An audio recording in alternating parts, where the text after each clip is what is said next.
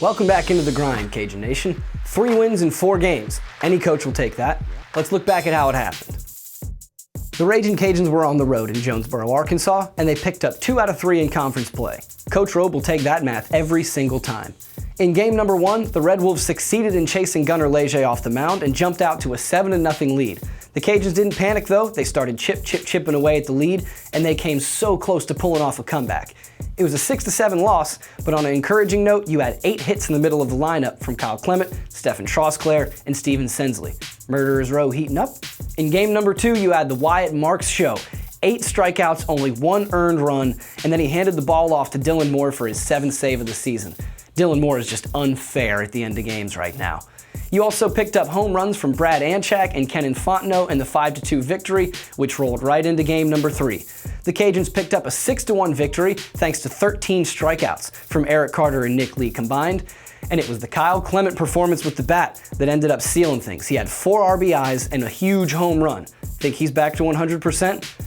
Now let's finish up with the midweek where the Cajuns had a 4-0 victory thanks to a masterful performance from Evan Guillory on the mound. It was his first performance at ML Teague Field, and he only needed 93 pitches in a complete game shutout. Now, let's head into your grinder of the week. I wonder who it will be.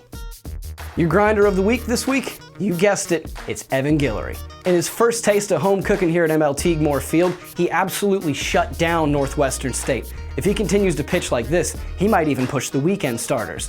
I do want to give a quick nomination to Section A member Brett Benoit, who made a GoFundMe account to replace Anthony Babineau's clipboard. He got it busted in the midweek game, but we're going to replace it. Isn't that right, Section A? We got your back, Bab. Now, let's head into your weekend series. The Cajuns go back on the road in Sunbelt play to take on Georgia Southern in Statesboro. In the words of Louisiana Ragin' Cajuns play-by-play man Jay Walker, looking at Georgia Southern is kind of like looking in the mirror, but not exactly. They have a team batting average of .254, but don't look past Ryan Cleveland. He has 7 home runs and 24 RBIs on the season, so the Cajun pitching staff does not want to leave one out over the plate to him. That being said, they have 3 solid weekend starters, so the Cajuns better hope to chase them early and get to the back end of that bullpen.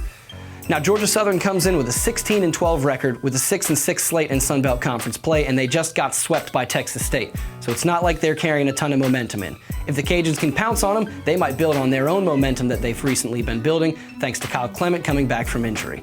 You can catch the weekend's action on KPEL 96.5, and remember to stay with us all year long here on The Grind.